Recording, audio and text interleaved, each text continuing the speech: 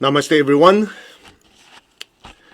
Namaste, and good morning, good afternoon, good evening, wherever you are. And, well, I hope you enjoyed the full moon meditation.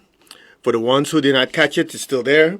The full moon was about, let's see, 6 hours ago. Yeah, 4 a.m. California time. Somewhere there. Yeah. So the energy is still quite powerful. 48 hours before and after the peak of the full moon is quite powerful. And for some of you, might be like me when I first started, I was thinking, how could the full moon, like sometimes full moon is like 2 o'clock in the afternoon. You go, I thought the full moon only happens at night. No, it's the position of the moon in reference to the earth or the sun, So it could happen at any time, okay? So I know some of you going, oh, I didn't know that. Yeah, me neither. I was like, people say, oh yeah, the full moon is at 3 o'clock in the afternoon. I'm going, no, it used to be at night. So, anyway, right? It reminds me of a joke I heard many years ago. There's these two guys. These two guys says, oh yeah, man, the sun is so powerful. It's great, I'm going to go to the sun. That's the first guy said, right?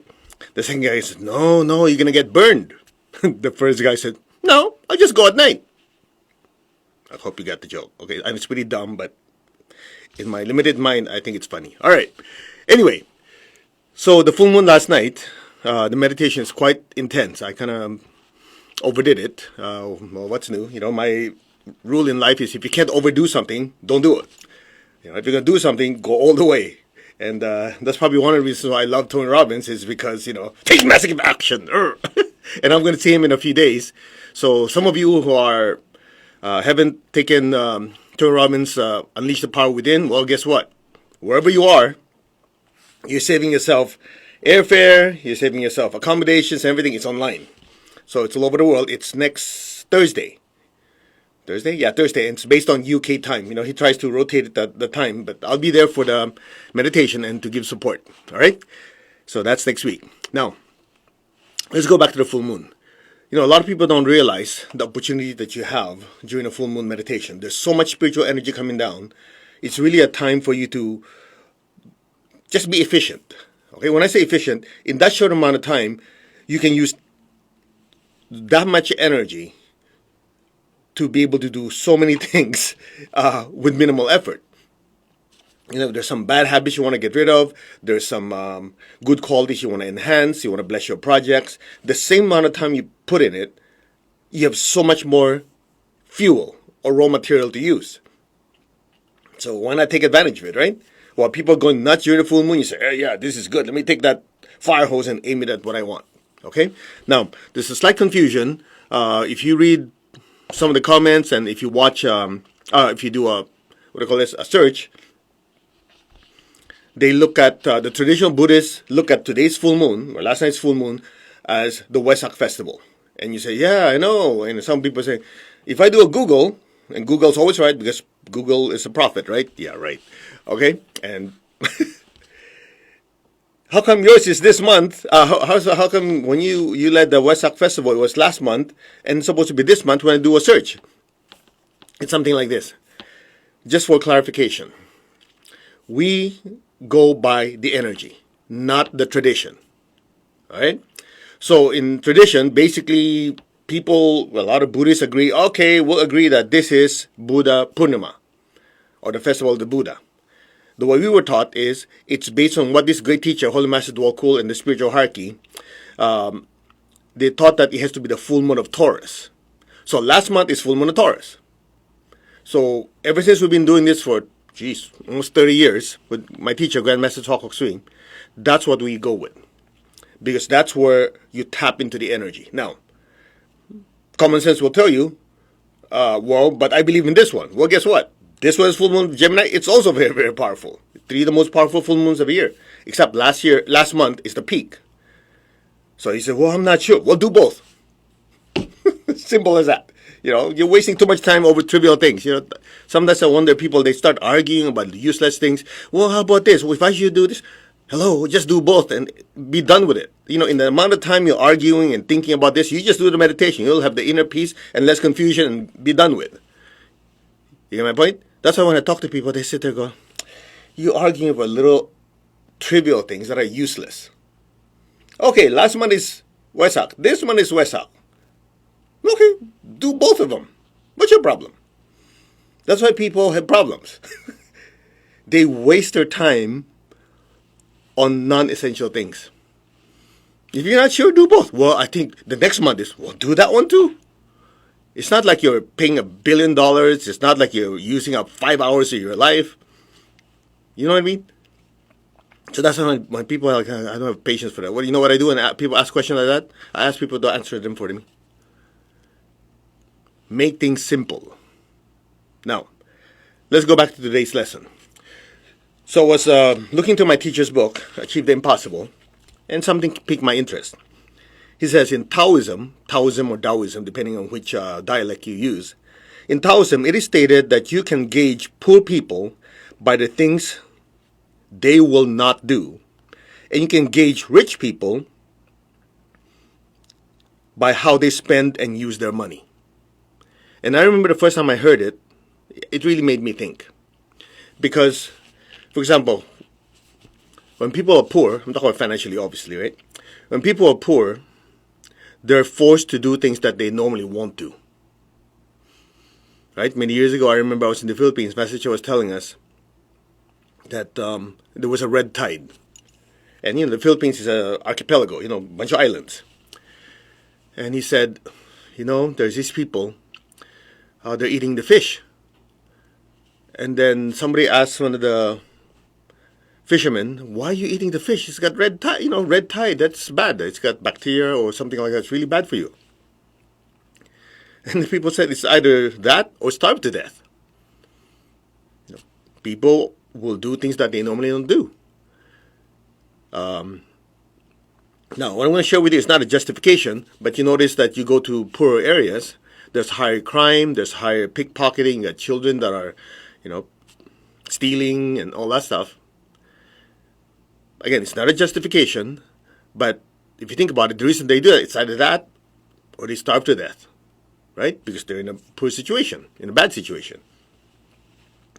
And it's interesting, people always say, oh, money is the root of evil, all evil. And I remember, first of all, it's a wrong quote. The actual quote is the love of money, and if you go back to the Greek, I think it's the obsession of money, okay? As you know, with everything else, that could be true. Anyway, and I remember in one of the classes, message was saying, actually, not the only one, but one of the roots of evil is actually the lack of money. And that's what made the connections. Like, yeah, people who are desperate will do things that they normally would not. Right? So, something to think about. Now, on the other side of the spectrum, when somebody has all the resources in the world, you gauge their character by what they're willing and not willing to spend their money on. And be more interesting to actually see where the money goes. If you see people who are just partying all day long and, just because they're at the top of the world, they never help anyone in need, that also shows you character. They're burning karma. Good karma. They're not using it for anything else. So, when I did a short meditation, when I say meditation, I'm just contemplating. I go, it's interesting. Why is it that you gauge people, poor people, by what they're not willing to do, and good people, not good, prosperous people, on how they spend their money? It boils down to one thing: soul control. Because what's common between the two? They're both human beings. One has less resources, one has more resources. So it's showing you the ability of the I to regulate what they do with their bodies, their thoughts, and emotions on both sides. So in the case of the poor person, what are they willing not to do? No matter how desperate it is. Would they kill someone? Would they steal? What is the breaking point? How you hit that breaking point is dependent on how much control the soul has over the vehicles. Same thing with a rich guy. They either squander their money, they use it on useless things, or they use it for drugs, they use it to hurt people, they gain more power and people get hurt, or they use it for charitable means. It's how the soul regulates the body, the thoughts, and emotions. So it all goes back to the charioteer. How good of a control does the charioteer have over the 3 horses? Will determine how they use their money. And unfortunately, most of us, I say us, have a certain breaking point, right? It's just a matter of where that breaking point is. And here's the best news of all. I'd like to finish with good news. The good news is, the higher that breaking point, the stronger the control of the soul.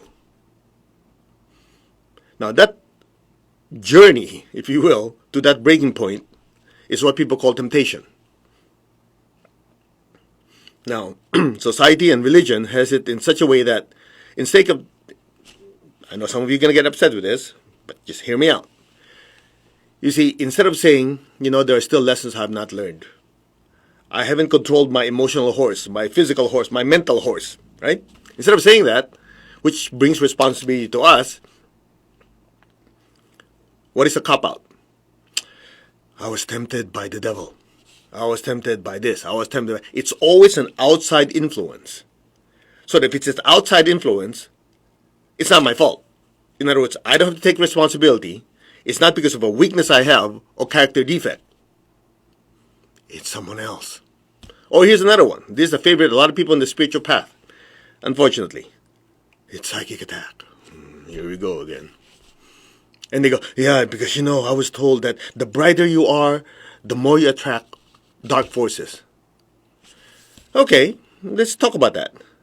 If you really believe in that, why are you quoting the law of attraction? Just like you're talking from 2 sides of your mouth. If you believe in the law of attraction, what you say is pure nonsense. Isn't it?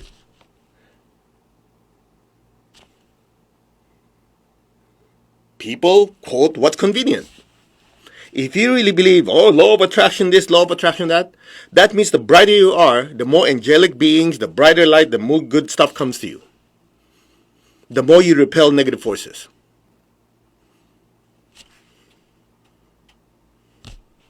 But people do things that are convenient.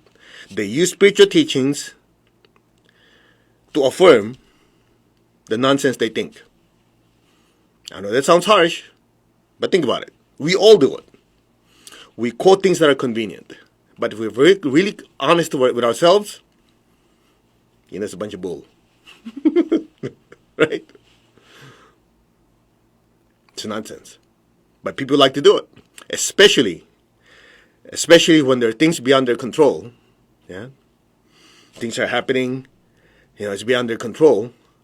So instead of saying, wait, this is beyond my control, but I still at least can control my response to it, they just let go of that completely and say, well, the dark forces are against me because I'm such a good person. I'm going, yeah, what else? Keep believing that. Keep telling yourself that, and hopefully, ignorance is bliss. Think about it. The brighter you are, the more you attract light. In fact, think about it. If a room is dark, you shine light. Does it get bright? Does it get darker? What universe do you live in? Right? If that's the case, why are we wasting our time doing our meditation? Why are we wasting our time trying to be a better person? Why are we wasting all this time to be better, to achieve more, to be enlightened? Because the more you are, the more you attract negative forces. That's dumb. It just blows my mind how people even think that way and still quote spiritual stuff. Make up your mind. Take a stand.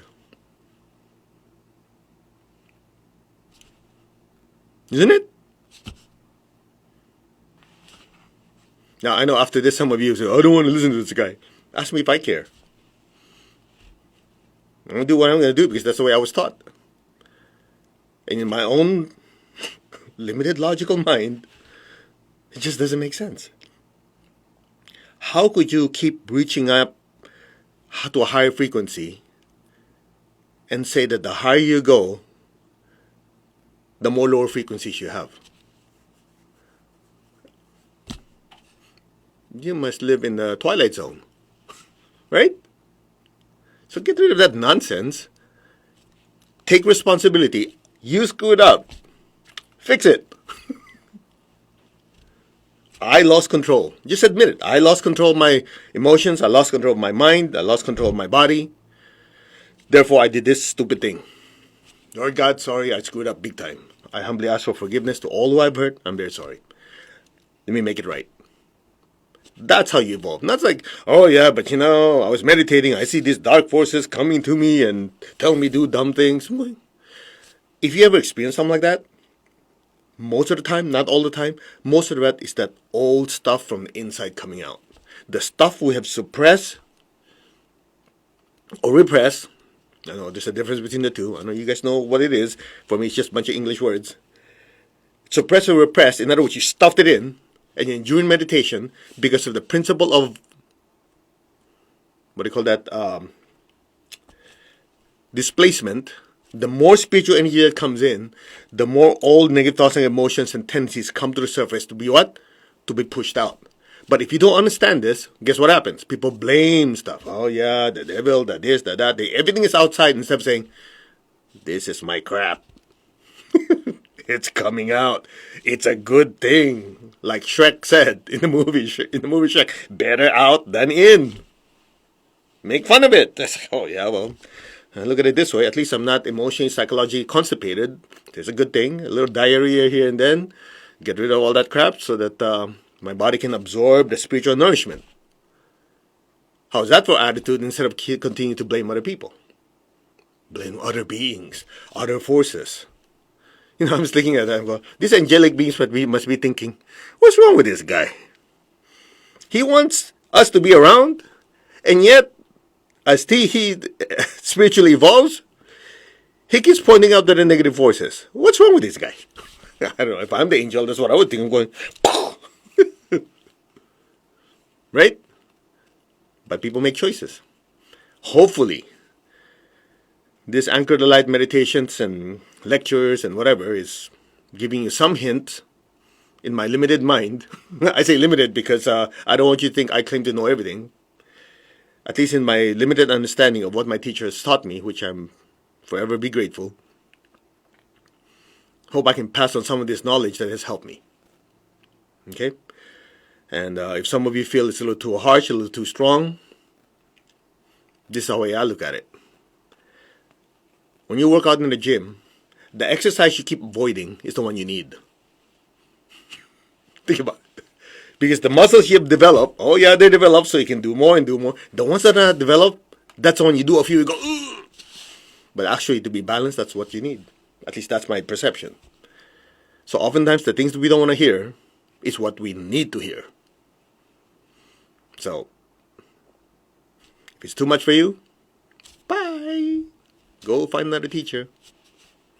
Because I'm not going to change the way I do it, because that's the way I was taught by my teacher. He never pulled punches. He told me in my face. It was painful at that time. But if I were to look back in my life,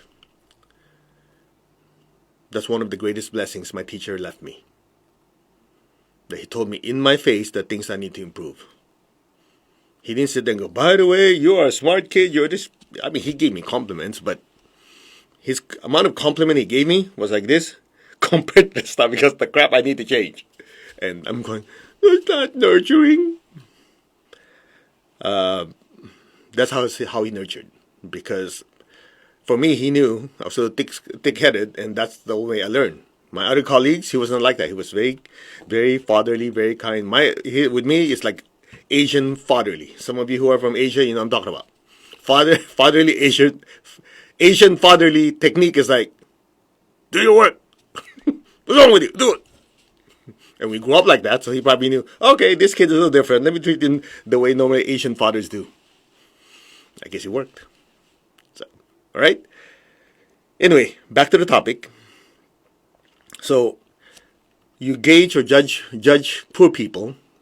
Now, when I say judge, don't get triggered. Some people get triggered. Why? One word. Come on, get over it. You judge or gauge poor people by what they're not willing to do. And you gauge or judge rich people on how they spend their money.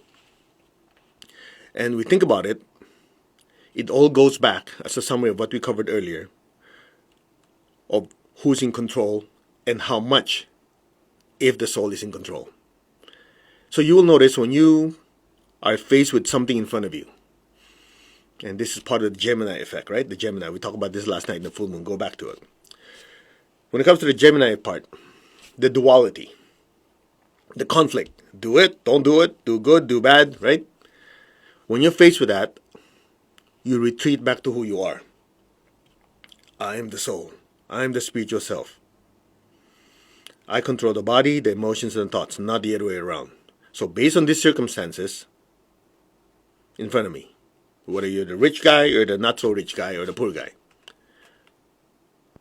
what is the right thing to do? What is the soul's action to be taken? What does it direct the body to do? What are you supposed to feel? What are you supposed to think? If you just take those few seconds to retreat and say, okay, these are the circumstances, what's the right thing to do? Your life will change radically. Because right there and then, you're reminding yourself of who you are. And when you remind yourself who you are, you regain control. That's that. Very simple. Let's meditate. To the Divine Supreme One, Divine Father, Mother, to all the spiritual elders, holy masters, saints, archangels, holy angels, and spiritual helpers. Personally, to my teacher, Master Tsokok Sui Mahaguju Mailing, we thank you for divine light, love, guidance, help, healing, and divine protection. We thank you in full faith, and so it is. All right, we'll just do a short meditation, Twin Hearts, because the one we did last night, if you joined us last night, you know we kind of overdid it. The silence put together is about 10 minutes. You know, the meditation, Twin Hearts, normally, the silence is about 3.5 minutes. We did, by the time you add all the silence, the amount of silence we did in different parts, add together is about 10 minutes. That's why some of you said, man, I didn't want to come back. So that energy is still lingering, and a lot of you joined me last night. So, you know, we always talk about barbecuing your energy, but in this case, let's not overdo it. Because I can handle it, but I don't know how many of you can. All right, shall we? Okay, let's affirm oneness. I'm not the body, I'm not the emotion, I'm not the thoughts, I am the soul. I am a spiritual being of divine intelligence, divine love, and divine power. I am connected in one to my higher soul. I am connected in one with the divine spirit in me. I am a child of God. I am one with God. I am one with all. There's only oneness.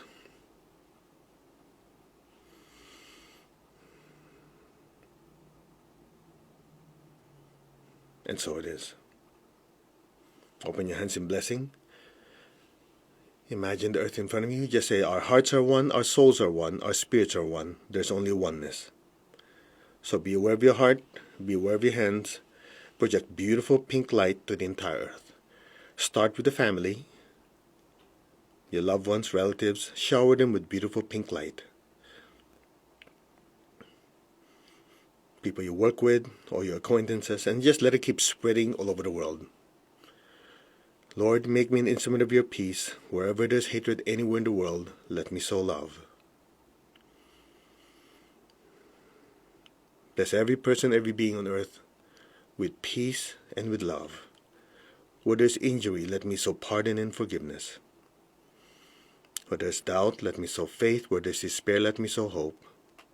To all who are suffering, you can think of whoever it is that you know, your family members maybe, loved ones, or you know, countries, places that you know, like India, still going through it, Nepal, and different surrounding areas. We know in the Philippines, where I come from, a lot of people are still being affected by the pandemic. Different parts of the world, the Middle East, affected by wars and politics. Anywhere. Wherever people are suffering, let me sow hope and faith in a better tomorrow. Visualize their lives turning around. Flood them with beautiful pink light. Allow the blessings of hope and faith to flow through you to all of them. Where there's darkness, let me sow light, and where there's sadness, let me sow joy. Be aware of your heart, be aware of your hands. Bless every person, every being on earth with peace, with love, with the spirit of forgiveness and reconciliation, with hope and with faith, light and joy. So be it. So be it. And so it is. Now be aware of your heart. Take a deep breath. Be aware of the crown. Exhale. And stay there.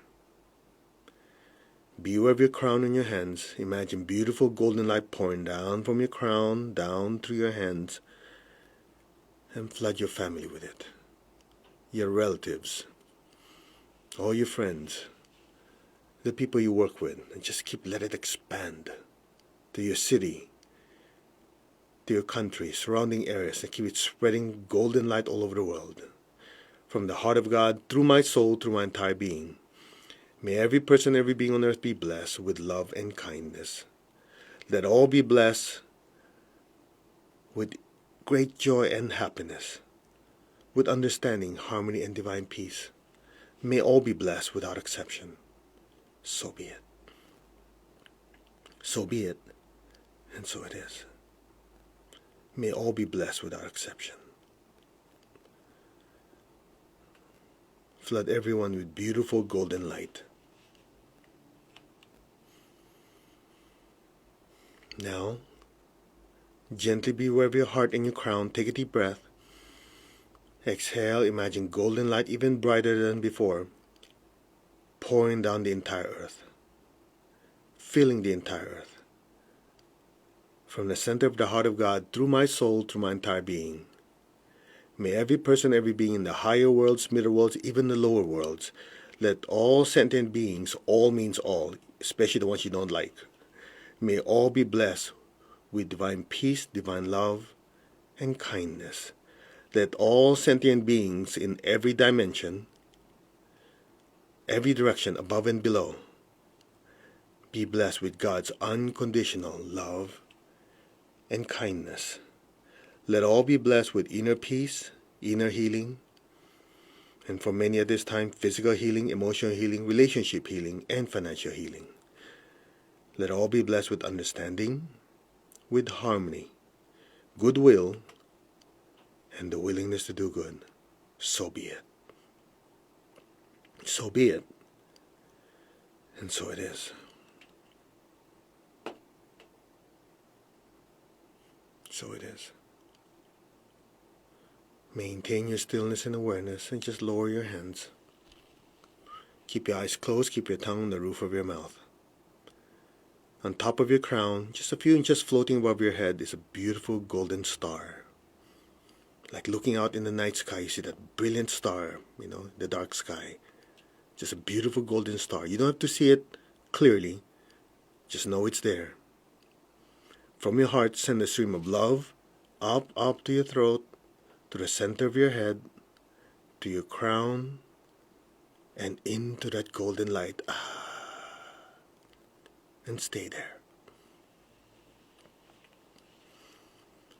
Allow your entire awareness, your entire consciousness to enter that golden light. And be still. And you, the soul, the spiritual self, listen.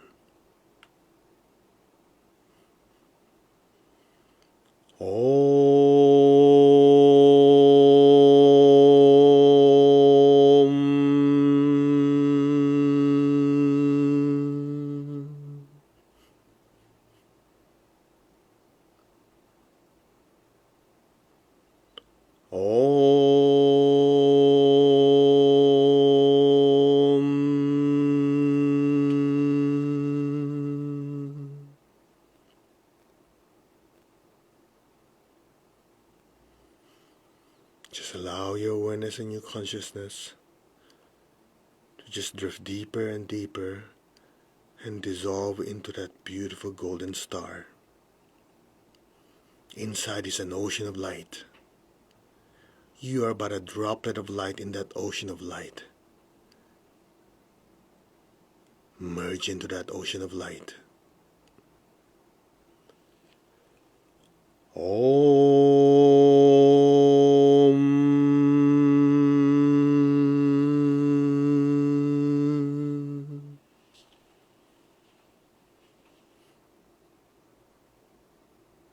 Be still. Be aware of that inner light. Swim in that light. You're immersed in that light. You are that light. And just simply let go and let things be now.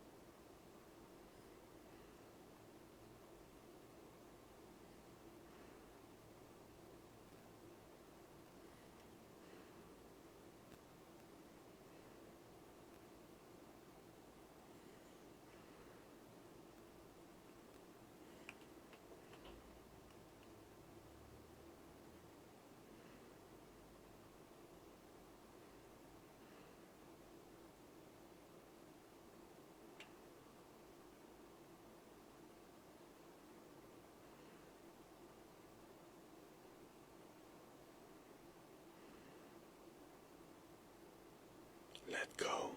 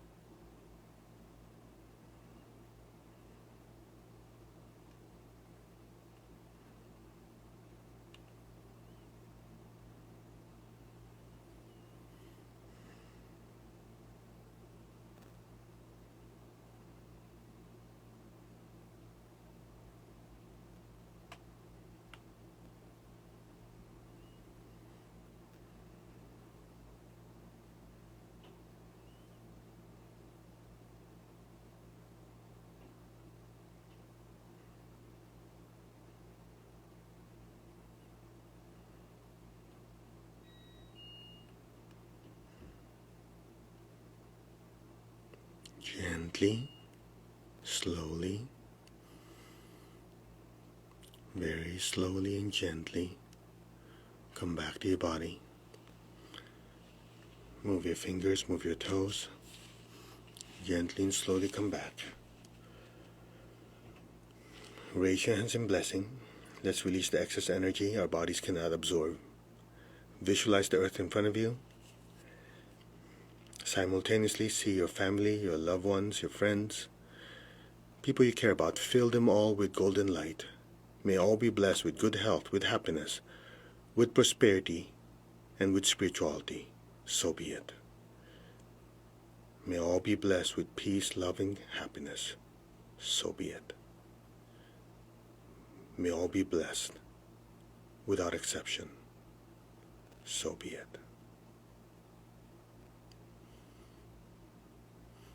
Now be aware of your feet and the base of your spine.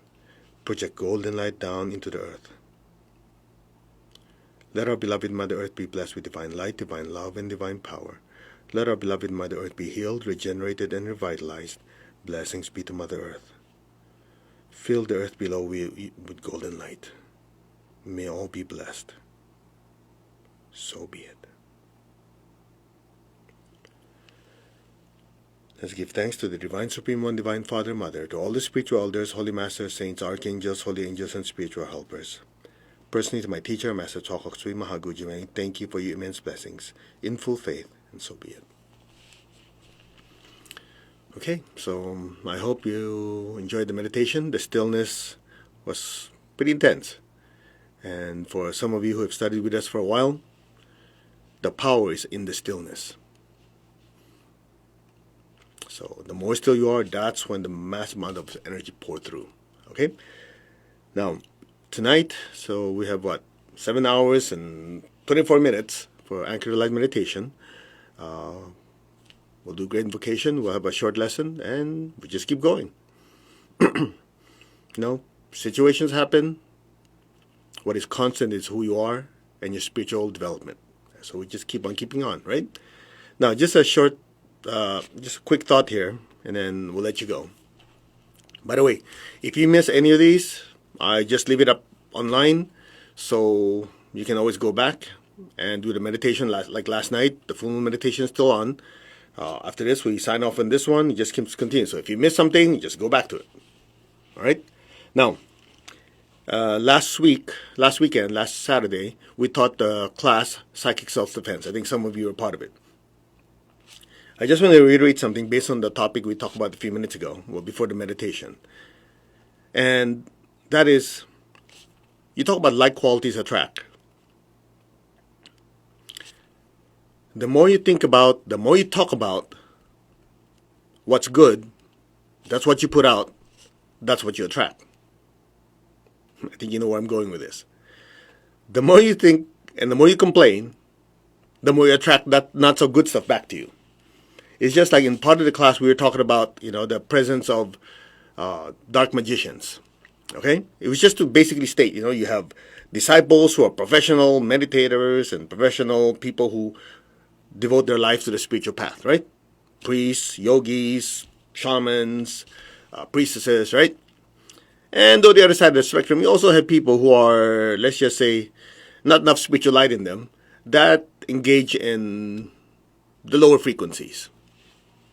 So I remember in the class, when my teacher was teaching the Psychic Self-Defense class, there was one guy who got so fixated on it, and that's all he wanted to talk about. He asked, how about these black magicians? How about this? How about that? Finally, my teacher got so tired of it. You know what he said?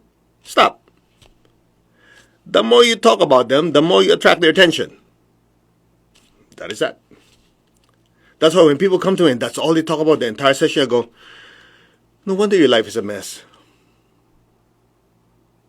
Like qualities attract. Remember that. You cannot quote and keep saying law of attraction, law of attraction, law of attraction, and you keep thinking, the more light I have, the darkness I attract. Okay? Just keep that in mind. Now, I'm sharing this with you because now that you've heard it, and now that you know it, it's easier to remind yourself when you're feeling some negativity and you start to say, I might be sorry. No. It's just something I need to work out. No problem. I'm brighter than this. And you move forward. Okay? So I hope I left it in the positive instead of, come on, wake up. Stop complaining. All right. Namaste, everyone. We will see you in 7 hours and 20 minutes for Anchor to Light, Wednesday, 2nd edition. Take care.